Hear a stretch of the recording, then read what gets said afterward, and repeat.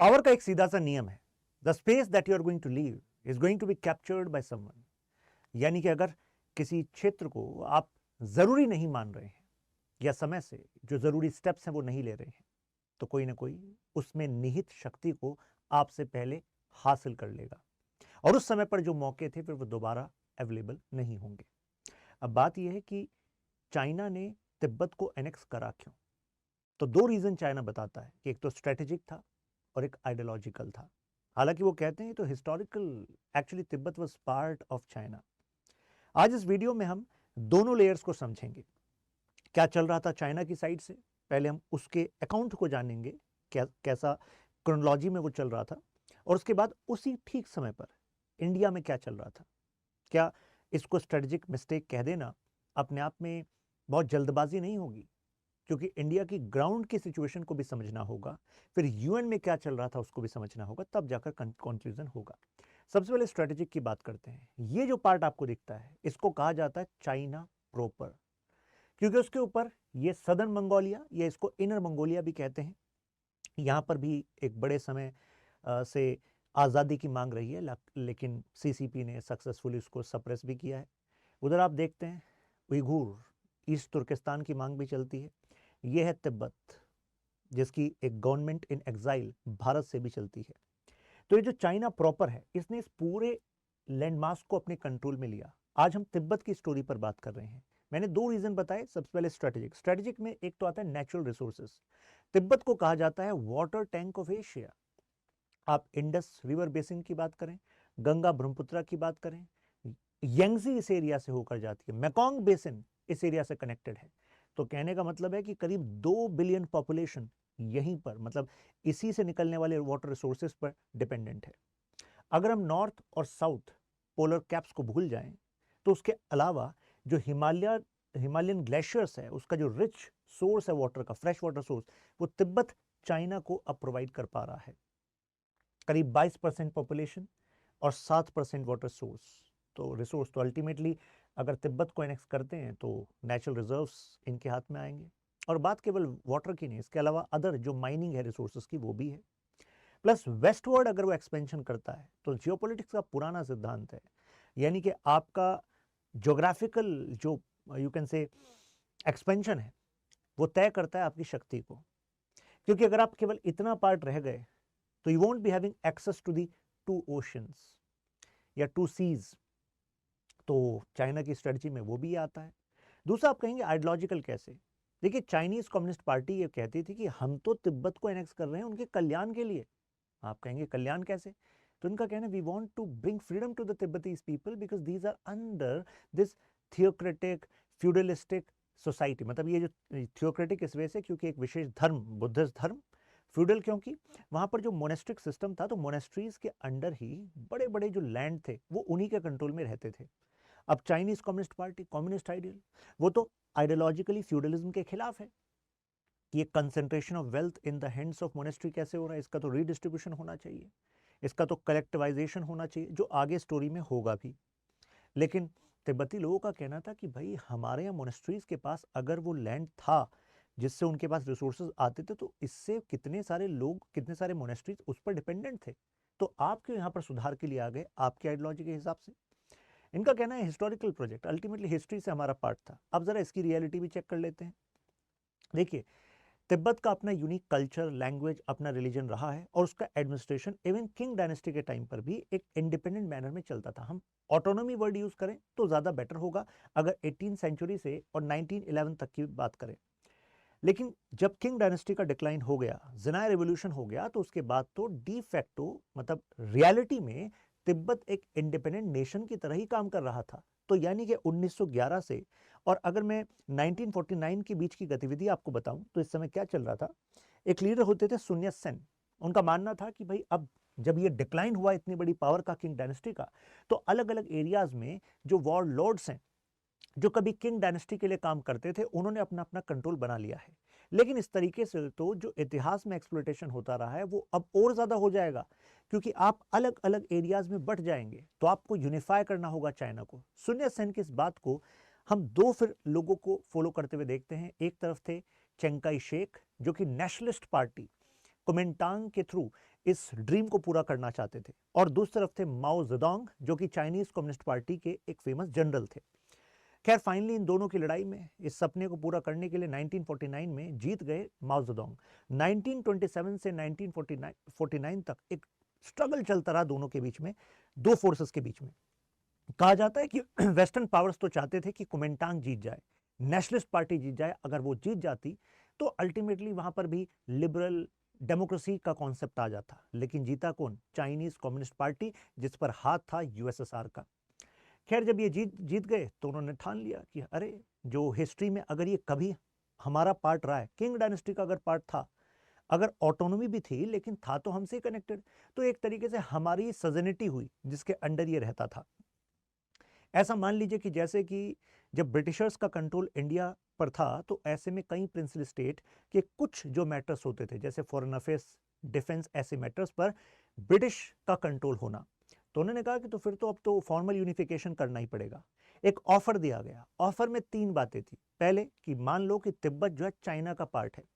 हालांकि खुद 1949 में जब ये सीसीपी जीत गई तो यूएन के लेवल पर अभी भी जो चाइनीज कम्युनिस्ट पार्टी ने जीतकर पीआरओसी बनाया था, पीपल रिपब्लिक ऑफ चाइना, उस पर उसका अधिकार वेस्टर्न पावर्स ने माना नहीं था।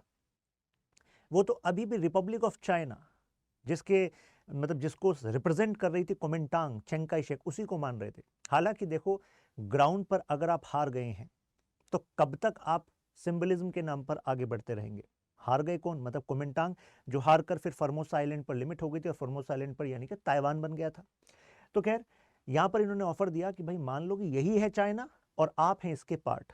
दूसरा कि आपका डिफेंस का जिम्मा हमारा होगा, ट्रेड एंड फॉरेन रिलेशंस का जिम्मा हमारा होगा। तो मुझे लग रहा है अब थोड़ा आपको कनेक्शन बन रहा होगा। लेकिन ये ऑफर के केवल 3 पॉइंट थे और अभी ऑफर दिया गया। इसके बाद जरूरी थोड़ा ना है कि ऑफर के सारे पॉइंट्स वो माने ही माने चाइना, फिर वो चीजें अपने हिसाब से बदल भी देता है। लेकिन कम से कम इस ऑफर को तिब्बत मान ले, इसके लिए प्रेशर देखिए कैसे क्रिएट किया गया। यहां पर ये है तिब्बत, ये है सेंट्रल तिब्बत, इसको हम ईस्टर्न तिब्बत कहते हैं, जिसमें खाम और आमडो ये दो पार्ट आते हैं। तो इस वाली साइड पर इन्होंने स्टेशन कर दिया था अपने पीएलए के फोर्सेस को, तो एक तरीके से प्रेशर क्रिएट कर दिया। अब दो प्रॉब्लम्स थी खुद ऑलरेडी तिब्बत के अंदर। पहला तो यहाँ पर जो पॉपुलेशन है वो बहुत ही स्पार्स थी, यानी कि एक जगह कोई कंसेंट्रेटेड नहीं थी, कंपैरेटिवली कम पॉपुलेशन थी, पोरस बॉर्डर्स थे। और आप कहिए कि इनकी जो मिलिट्री थी, मतलब तिब्बत की अपनी जो डिफेंस थी, वो भी बहुत वीक थी। तो ऐसे सिचुएशन में अब क्या होगा भाई? एक तरफ ऑफर रख दिया, दूसरी तरफ प्रेशर क्रिएट कर दिया। तो प्रेशर में आपसे कहा जाएगा भाई अब मान लो आपके पास और का चारा है नहीं, क्योंकि फॉरेन सपोर्ट आपके पास होगा नहीं। इस समय पर बस सोचिए कि ये चीज 1949-50 में चल रही थी, स्पेशली 50 में। तो 50 से 52 तक एक्चुअली हमारी तरफ से जो हमारे एम्बेसडर थे बीजिंग में, वो थे मिस्टर के एम पानिकर। नाम सुना आपने? मैं जब इंडियन पॉलिटी पढ़ाता हूँ तो वहां पर भी कॉन्स्टिट्यूंट असेंबली की डिबेट में इनका जिक्र करता हूँ। तो के एम पानिकर जी ने जो रिपोर्ट्स भेजी नेहरू जी को, कहा जाता है कि वो रिपोर्ट्स काफ़ी पॉजिटिव थी, क्योंकि दूसरे देश में जो आपका एम्बेसडर है वो आपको इन्फॉर्मेशन देता है कि दूसरा देश क्या सोच रहा है। तो वो बता रहे हैं कि वो माओ जेडोंग के साथ आज लंच करके आए हैं और माओ जेडोंग जो हैं एक आइडियल फिगर हैं और वो ग्लोबल वैसे ही मिशन रखते हैं जैसे कि नेहरू मिशन रखते हैं, एंटी इंपीरियलिज्म का मिशन रखते हैं। तो हमारे बीच में तो कन्वर्जेंस है। मतलब ये कहा जाता है कि के एम पानिकर जी को भी खबर जो है न्यूज के थ्रू ही हुई कि भाई अनेक्सेशन हो चुका है, पीएलए मूव कर गई है तिब्बत में। और उस समय आप देखिए कि इंडिया, ये समझिए कि ये हिमालयाज है और इंडिया फिर जैसे नॉर्थ ईस्ट में हमने अपनी फोर्सेस को आगे बढ़ाया या कई प्रिंसली स्टेट को अपने साथ मिलाया, तो सेम ऐसा तिब्बत के साथ संभव क्यों नहीं था? क्योंकि तिब्बत भी 1911 से कह रहा था कि भाई मैं डी फैक्टो इंडिपेंडेंट हूं। तो अगर चाइना उसको ऑफर दे रहा था तो इंडिया ने ऐसे ऑफर क्यों नहीं दिए? सवाल ये उठता है। तो इसमें एक रीजन कहा जाता है ज्योग्राफी, यानी कि geography was in favour of China. यहां पर आपके हिमालयाज आ जाते हैं, लेकिन यहां पर आपके प्लेन्स भी आ जाते हैं, पासेस भी आ जाते हैं। प्लेन्स एंड पासेस दोनों का एडवांटेज चाइना को था। तो अब क्या करें? तो इसमें कहा जाता है कि क्या चाइना भी अपने आप को ऐसा बैरियर, मतलब हिमालयाज को क्या नेचुरल बॉर्डर मानकर चल रहा था? चाइना नेचुरल बॉर्डर नहीं मानकर चल रहा था। चाइना तो एक्सपेंशनिस्ट है। चाइना तो इसको आज तक दिस ट्रांस हिमालयन रेलवेज, ये idea of expansion emerging from the CCP's ideologue Mao's mind, वहीं से चलता आ रहा है। तो अब आप कहेंगे सर ठीक है सर, बॉर्डर तो था हिमालयन, लेकिन सर एक्सेस कहां से करते? एक्सेस ऑलरेडी नाथुला पास से भी था। इवन जवाहरलाल नेहरू जी तिब्बत यात्रा पर भी गए थे। तो एक रीजन तो ये कहा जाता है कि शायद हमने नेचुरल बैरियर को मान लिया कि एक बॉर्डर है और इसके इस साइड वाला जो तिब्बत है वो है ऑटोनोमस, लेकिन उस पर आधिपत्य चाइना जो जता सकता है वो भारत नहीं जता सकता, क्योंकि हमारी फोर्सेस का वैसा कनेक्शन यहां पर नहीं बनेगा। ऐसा एक लॉजिक ये कहा जाता है। लेकिन जरा ओल्ड लॉजिक भी देखिए, जब 1950 में चल रहा है तो 1950 में अब इंडिया में क्या चल रहा है? सोचिए, अक्टूबर 7 1950, अभी 26 जनवरी 1950 को इंडिया में कॉन्स्टिट्यूशन इनेक्ट हुआ है और अभी भारत को जो अपनी प्रायोरिटीज हैं, यानी कि यूनिफिकेशन वाले जो एक्टिविटीज हैं उसमें और ज्यादा एनरोल रहना है, प्लस रीऑर्गेनाइजेशन होने वाला है, प्लस इलेक्शन की भी तैयारी है। तो ये सारी की सारी गतिविधियां जो साथ साथ चल रही हैं। इस बीच यहां पर चामडो जो एरिया है, ये वाला जो एरिया है, यहां से जो पीएलए है वो एंटर कर जाती है तिब्बत के ईस्टर्न पार्ट में, तो अम्डो पार्ट में। और उसके बाद जल्दी से मतलब 1951 आते आते तो जो ईस्टर्न पार्ट के साथ साथ सेंट्रल रीजन में भी ये जो पीएलए है ये अपने आप को स्टेशन कर देती है। फिर उसके बाद वो कहती है तिब्बत से कि अब हमारे पास एक नया ऑफर है। ध्यान रखिएगा, इस समय तक तिब्बत का अपना एडमिनिस्ट्रेशन चल रहा था। वो एडमिनिस्ट्रेशन चलता कहां से था? लहासा से चलता था, जो सेंट्रल तिब्बत कहलाता है। यानी कि लहासा में political and religious head Dalai Lama है, लेकिन दलाई लामा के अंडर डेडिकेटेड एडमिनिस्ट्रेशन है जो ऑलरेडी तिब्बत रीजन का एडमिनिस्ट्रेशन संभाल रहे थे। अब इस एडमिनिस्ट्रेशन में दखल देने के लिए ये चाइना आगे बढ़ गया था और अब कह रहा था कि मान लीजिए कि आप चाइना के सबऑर्डिनेट हैं, मान लीजिए कि अल्टीमेटली पीएलओ यहां पर स्टेशन होगी आपकी सिक्योरिटी के लिए, इंटरनेशनल अफेयर्स हम देखेंगे, डिफेंस हम देखेंगे, प्लस आपकी इकोनॉमी को हम रिफॉर्म करेंगे। आपकी जो फ्यूडलिस्ट इकोनॉमी है वो आधुनिक यानी कि मॉडर्न टाइम के लिए नहीं बनी हुई है। इसमें जो पॉइंट 3 था, इसमें उन्होंने वादा किया कि देखिए आप जब चाइना का पार्ट अपने आप को मान लेंगे ना, उसके बाद भी आपकी रिलीजियस, आपकी पॉलिटिकल जो आइडेंटिटी है उसमें ऑटोनॉमी बनी रहेगी। लेकिन ये केवल ऐसा वादा था जो जल्दी ही टूटने लगा और ये दिखने लगा कि जो यहाँ पर जो ईस्टर्न जो खम और अम्डो वाला पार्ट है, इस तरफ उन्होंने ऑलरेडी इंटरवेंशन स्टार्ट कर दिया।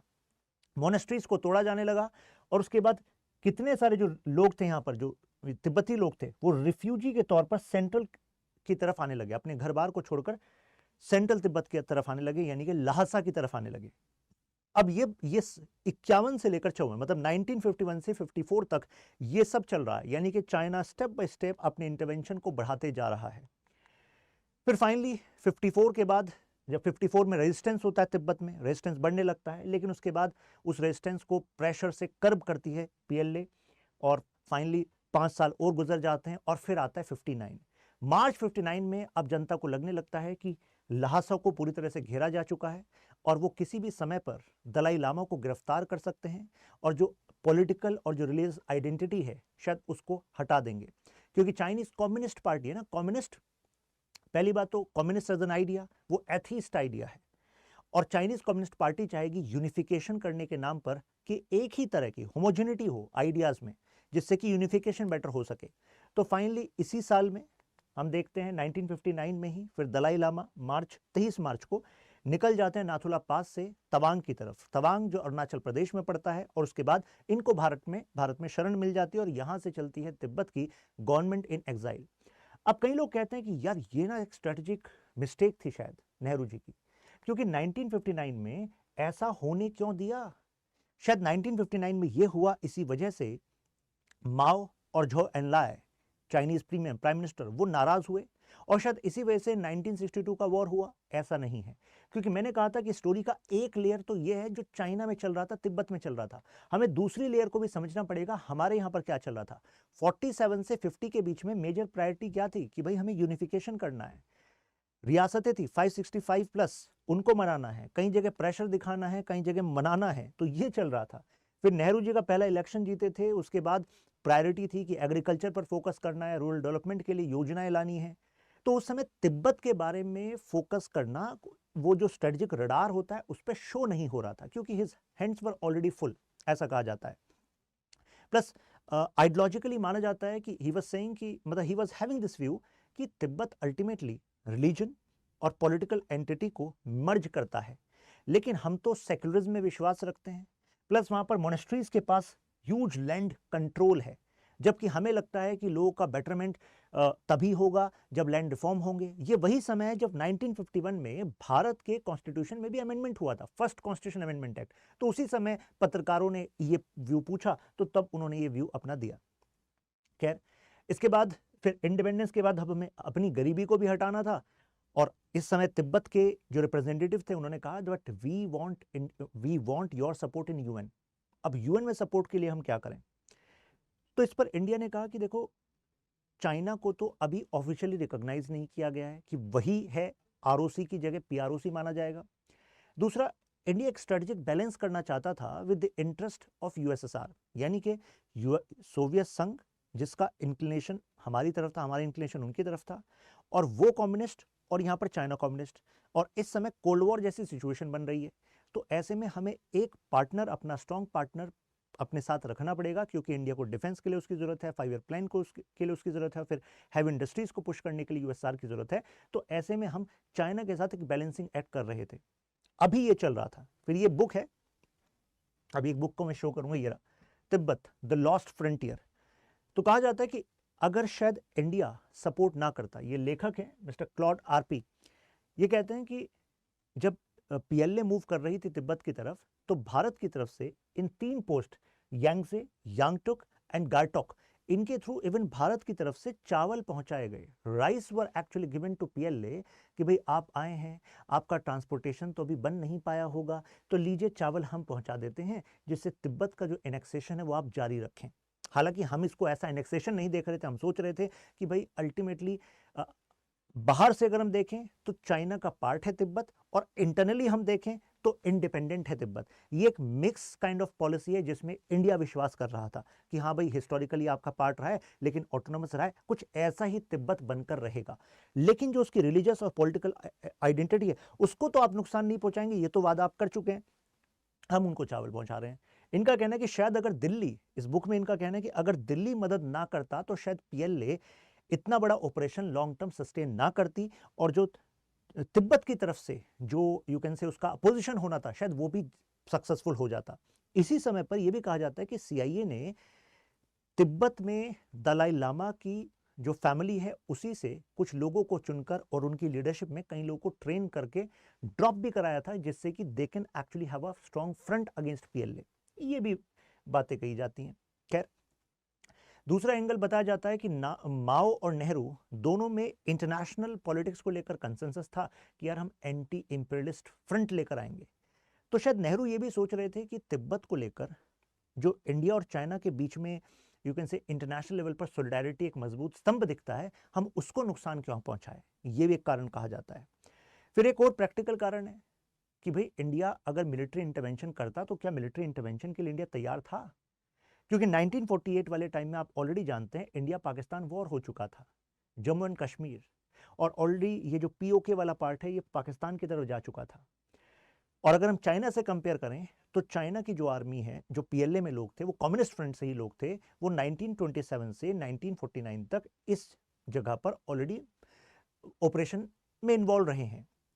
तो ultimately they were having upper hand in terms of forces. Plus division हुआ था इंडिया और पाकिस्तान का, उसके बाद जो उस समय पर जो मिलिट्री थी उसमें हमारे रिसोर्सेज भी कम थे, तो ये भी कारण बताया जाता है। और फिर 1962 में इंडिया और चाइना के बीच में जो असिमेट्री थी with respect to resources with army, ये हमें दिख भी गई, जिसकी वजह से हमें नुकसान उठाना पड़ा नेफा वाले रीजन में और अक्साई चिन वाले रीजन में। और अब इसके पास देखिए कि मैंने कहा कि 1959 में वो मार्च में 23 मार्च की डेट थी जब दलाई लामा आए थे। मैंने कहा था कि उसके अलावा चाइना कुछ ऐसा कर रहा था जिसकी वजह से हमारे पास और कोई रास्ता नहीं था, हमें दलाई लामा को इंडिया में लाना वो हमारे लिए एक स्ट्रेटेजिक एडवांटेज वाली पॉइंट होने वाली थी। कैसे? ऑलरेडी देखिए नेपाल को लेकर चाइना के स्टेप्स, मतलब ऑलरेडी इन्होंने क्या करा, नेपाल के जो प्राइम मिनिस्टर कम्युनिस्ट ब्लॉक से बिलोंग करते थे वो इंडिया के खिलाफ बोलते थे, उनको इन्होंने फाइनेंशियल सब हेल्प प्रोवाइड करनी स्टार्ट कर दी।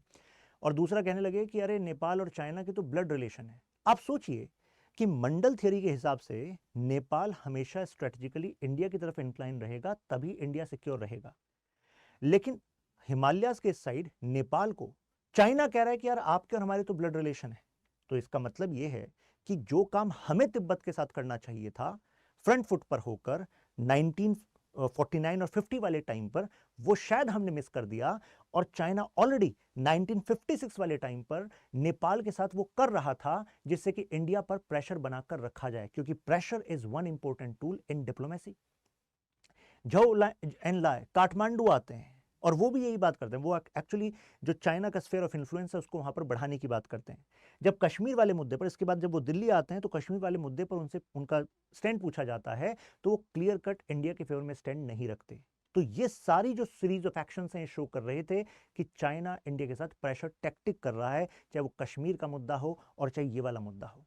प्लस फिर भी इंडिया इतना ज्यादा वोकल नहीं हो रहा था, उसका एक बड़ा कारण ये भी था क्योंकि जो कोरियन वॉर था, माना जा रहा था कि कहीं ये एस्केलेट होकर नया वर्ल्ड वॉर ना बन जाए, और अगर ये वर्ल्ड वॉर 3 बना तो इंडिया को अगर अपने बॉर्डर्स को सिक्योर करना है तो चाइना के साथ फ्रेंडली रिलेशन बनाकर रखने पड़ेंगे, क्योंकि जो कोरियन वॉर था उसमें communist bloc versus capitalist block, ये लड़ाई देखने को मिल रही थी, और इंडिया घिरा हुआ है, मतलब इंडिया के साथ है चाइना, तो चाइना के साथ अगर हम कॉर्डियल रिलेशन रखेंगे तो एटलीस्ट हमें इस समय पर सिक्योरिटी के लिहाज से कुछ फ्लेक्सिबिलिटी मिल जाएगी। तो इस वजह से भी कहते हैं ना कि कई बार किसी की जरूरत हो और बड़ा नुकसान एवर्ट हो सकता हो तो उसकी कई गलतियों को नजरअंदाज किया जाता है, कुछ ऐसा ही यहाँ पर हो रहा था। खैर, फिर इसके बाद जो तिब्बतन कुछ रिप्रेजेंटेटिव्स थे उन्होंने अप्रोच किया ब्रिटेन को कि ब्रिटेन आप हमें यूनाइटेड नेशन में सपोर्ट कीजिए, और यहाँ पर जो हमारे साथ हो रहा है, मतलब 3000 से ज़्यादा लोग तो कैद में कर लिए गए थे जिस दिन इनका एनेक्सेशन हुआ था, इन्वेजन हुआ था शामडो वाले रीजन की तरफ से, 180 से ज़्यादा लोग तो उसी टाइम पर मारे गए थे, और उसके बाद तो एट्रोसिटीज़ बढ़ती रही इन कुछ 7 सालों में। तो उन्होंने कहा इसी बात को आप यूएन के लेवल पर उठाइए ना। जब यूएन कोरिया में कोई इशू होता है, वियतनाम में कोई इशू होता है, तो वेस्टर्न ब्लॉक वहां पर आवाज उठाता है, तो क्यों ना आप ऐसा इशू यहां पर बना लीजिए, क्योंकि भाई अल्टीमेटली वहां पर आपका बहाना क्या होता है, ये कम्युनिस्ट ब्लॉक ऐसा कर रहा है, ये एट्रोसिटीज कर रहा है, तो यहां पर भी तो कम्युनिस्ट ही ऐसा कर रहे हैं, तो आपके लिए तो मौका है। तो यहां पर तिब्बती रिप्रेजेंटेटिव्स ने दिमाग बिल्कुल ठीक लगाया कि यार Britain capitalist, Britain US, ultimately इनका अलाइनमेंट वेस्ट, तो इनका शायद सपोर्ट मिल जाए। लेकिन वहां से उनको कुछ फेवर मिल नहीं रहा था। फिर उन्होंने अप्रोच किया इंडिया को कि इंडिया इसमें क्या कर सकता है, तो यहाँ पर इंडिया को फिर वहां पर बैलेंसर वाला रुख अपनाना था। नहीं, हम मतलब हम चाइना के खिलाफ नहीं जा सकते। अभी फिलहाल यूएसआर चाहता है कि परमानेंट रिप्रेजेंटेटिव का जो सीट है उसमें हम चाइना को सपोर्ट करें। उस समय यूएसए ने यह भी कहा जाता है कि इंडिया को कहा कि परमानेंट रिप्रेजेंटेटिव यानी कि जो P5 नेशन है उसमें हम आपको सपोर्ट कर देंगे अगर आप चाइना के खिलाफ चले जाओ। तो कहा जाता है ये भी हमारी मिस्टेक थी, हमें हमें बनना चाहिए था P5 नेशन, क्यों हमने चाइना को सपोर्ट किया। लेकिन देखिए, जब आप उस समय में उस सिचुएशन में होते हैं तो आपको कई सारी चीज़ों को साथ में कैलकुलेट करके चलना पड़ता है। यूएस ने आपको सपोर्ट कर दिया, लेकिन जो रिक्वायर्ड सपोर्ट आपको बाद में ना मिला, तो एक तरफ तो यूएस पूरी तरह आपके साथ अलायंस पार्टनर तो है नहीं, आप तो नॉन अलाइन मूवमेंट में है, और आपके लिए स्ट्रेटेजिकली ज़्यादा ज़रूरी यूएसआर है, तो आप यूएसआर से भी हाथ धो बैठेंगे और यूएसए से भी हाथ धो बैठेंगे। तो कहने का मतलब ये हुआ कि हमें रिस्क को हेज करना था, तो उस समय हमने कहा ठीक है भाई, हम चाइना को सपोर्ट कर रहे हैं, तो इस वजह से हम तिब्बत वाले इशू को अभी यहाँ पर नहीं उठाएंगे। अब देखिए, यूके के जो एम्बेसडर थे यूएन में, मिस्टर ग्लाडविन जेब, इन्होंने अब लेटर लिखा ब्रिटेन को कि ये हमारे लिए स्ट्रेटेजिकली फ़ायदा होगा, तिब्बत के कॉज को लेट सपोर्ट, क्योंकि अगर हम इस रेजोल्यूशन को लेकर आएंगे तो कुछ तो कम्युनिस्ट ब्लॉक को नुकसान होगा, और हम यूनाइटेड फॉर पीस बताकर अगर मान लीजिए वीटो भी कर दिया यूएसआर ने P5 nation, being a P5 nation, तो भी टेंशन नहीं है, फिर हम उसको यूएन जनरल असेंबली में उठाएंगे। और प्लस कहा तिब्बत से कि भाई भले ही आप मेंबर नहीं हैं यूएन के, लेकिन यूएन चार्टर का जो आर्टिकल 35 क्लॉज 2 है उसके तहत आप भी अपील कर सकते हैं।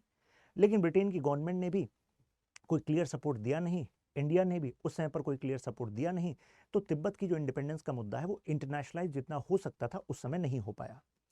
और यहाँ पर फिर हमारी जो बोनहोमी थी, मतलब कि कम्युनिस्ट ब्लॉक के साथ, वो इस एग्जाम्पल से भी रिफ्लेक्ट होती है, जहाँ पर जवाहरलाल नेहरू जी ने, हमारी जो कॉन्स्टिट्यूंट असेंबली के BN राव एडवाइजर थे ना, लीगल एडवाइजर, वो बाद में परमानेंट रिप्रेजेंटेटिव बन गए थे यूएन में, तो उनको यही बात कम्युनिकेट करी कि Tibet issue is not going to be a factor with regard to our vote regarding permanent representative, यानी कि भाई तिब्बत के मुद्दे से हमारा जो यूएन के परमानेंट रिप्रेजेंटेटिव, यूएनएससी के परमानेंट रिप्रेजेंटेटिव का मुद्दा है उस पर कोई इंपैक्ट पड़ेगा नहीं, ये बात इन्होंने कह दी थी।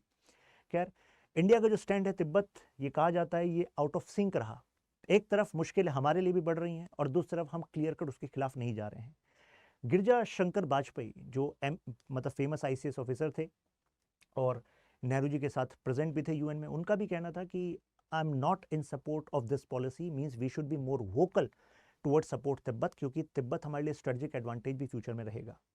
अब आज की सिचुएशन क्या है? आज की सिचुएशन ये है, वाटर रिसोर्सेज, माइनिंग प्लस जो कल्चर है तिब्बत का, that is getting influenced by the Chinese aggression. ये जो मैंने आपको बताया, ये तिब्बत वाला पार्ट, ये है वो पीपल रिपब्लिक ऑफ चाइना और इस पर कंट्रोल तिब्बत का। इंडस मतलब जो इंडस रिवर सिस्टम है, ब्रह्मपुत्रा, सैल्वीन, एरावडी और मैकोंग, तो ये जो बेसिन है इन पर कंट्रोल इनका हो गया है। और इसकी वजह से इंडिया लोअर रिपेरियन है और चाइना अपर रिपेरियन है। अपर रिपेरियन होने की वजह से वाटर भी एक स्ट्रेटेजिक वेपन हो सकता है फ्यूचर में, ये कहा जाता है। कुछ टाइम पहले आपने सुना था थ्री गॉर्जेस डैम के बारे में। तो थ्री गॉर्जेस डैम जो चाइना बिल्ड कर रहा है, ऊपर वाली साइड बिल्ड कर चुका है, ऐसे और भी डैम बिल्ड कर रहा है। तो कहा जा रहा है इन टाइम ऑफ वॉर अगर वाटर के फ्लो को बढ़ा दे तो lower riparian Nations like India, Bangladesh, उस पर नेगेटिव इंपैक्ट होगा। देखिए मेल्ट डाउन इन तिब्बत इस बुक में, जो बहुत ही डीपली रिसर्च्ड बुक है, तो इस बुक में कहा गया है कि जो माइटी रिवर्स हैं तिब्बत की, they are getting negatively impacted by the Chinese companies consortium. तो केवल चाइना अपने पावर के लिए इनका एक्सप्लोइटेशन कर रहा है। तो तिब्बत केवल पॉलिटिकली कल्चरली ही एक्सप्लोइट नहीं हो रहा, मतलब उनकी जो सिनिक ब्यूटी है, नेचर है, उसको भी एक्सप्लोइट किया जा रहा है। नाउ ये है आपका वो थ्री गॉर्जेस डैम जिसके बारे में बता रहा था। हिमालयाज इकोलॉजिकली सेंसिटिव हैं, हम सब इस बात को जानते हैं। तो जो भी एक्शंस इस एरिया में किए जाएंगे वो अल्टीमेटली इस पूरे जोन को नेगेटिवली इंपैक्ट करेंगे। इसके अलावा जो ट्रांस हिमालयन रेलवेज की बात है, वो भी तो तिब्बत से होकर नेपाल में आती है, तो वो भी इंडिया के लिए एक बड़ा चैलेंज होगा फ्यूचर में। यहाँ पर चाइना का कहना है कि उसको बे ऑफ बंगाल और प्लस अरेबियन सी दोनों को एक्सेस करना है। तो उसको एक्सेस करने के लिए वो म्यांमार वाले रास्ते का भी इस्तेमाल कर रहा है, क्युप्युक से लेकर मतलब कुनमिंग से लेकर क्युप्युक और उधर जिंगजैंग रीजन से ग्वादार तक। और ऐसे में तिब्बत उसके हाथ में होना, ये अपने आप में उसके लिए स्ट्रेटेजिक एडवांटेज हो रहा है। अब फ्यूचर में हमारा क्या रुख हो सकता है? देखिए, हमें तिब्बत की आज़ादी के सपने को जगा कर रखना होगा, ऑलरेडी उनको सपोर्ट देते रहना होगा, क्योंकि डिप्लोमेसी में, नेगोशिएशन में हमेशा अगर एक स्ट्रॉन्ग पॉइंट आपके पास है तो we should not lose that. क्या इंडिया ने इस विषय में कुछ किया है? देखिए, ह्यूमैनिटेरियन एंगल से इंडिया ने किया है। कितने सारे जो तिब्बती लोग हैं वो भारत में शरणार्थी की तरह आए थे, वो अपना जीवन यहाँ पर जी रहे हैं, उनको लैंड एलोकेट की गई, कॉलोनीज बन गई। तो अभी भी वहाँ पर अगर आप जाएंगे तो they have their political mobilization intact, लेकिन उसको इंटरनेशनलाइज करने के लिए जो एफर्ट इंडिया की तरफ से हो सकता है वो इंडिया को फर्दर करते रहना चाहिए। और यहाँ पर दलाई लामा जी ने जो शांति के रास्ते से उसी होप को जगा कर रखा है, तो इससे फ़ायदा भी हुआ है, नोबेल पुरस्कार इनको मिला था। लेकिन अब अगर हम रियलिस्ट पर्सपेक्टिव से बात करें, क्योंकि आइडलिस्ट पर्सपेक्टिव तो ये कहता है कि हाँ इससे होप बनी रहेगी, रियलिस्ट पर्सपेक्टिव से बात करें तो देखिए, किसी एरिया का एनेक्सेशन जितने लंबे समय तक बना रहता है तो ऐसे में दूसरे देश को मौका मिलता है उसके एडमिनिस्ट्रेशन, पॉलिटिक्स, कल्चर सबको शेप करने का। तो हो सकता है वहाँ के जो लोग हैं फिर उनमें उतनी जो डिमांड है शायद आगे ना रहे। तो इस रियलिस्ट पर्सपेक्टिव को ध्यान में रखकर भी इंडिया को स्टेप्स लेने पड़ेंगे। यहाँ पर इंडो पैसिफिक आर्किटेक्चर में हम ताइवान को इंपॉर्टेंट मानते हैं। ताइवान जिसको वर्ल्ड कहता है कि नहीं ये तो वन चाइना पॉलिसी के हिसाब से चाइना का ही पार्ट है, तो हमें इसमें भी देखना चाहिए कि वन चाइना पॉलिसी को रिव्यू किया जाए। और जब वन चाइना पॉलिसी को रिव्यू करने की बात करते हैं तो साथ में हम तिब्बत के इशू को भी वहाँ पर अंडरलाइन में डाल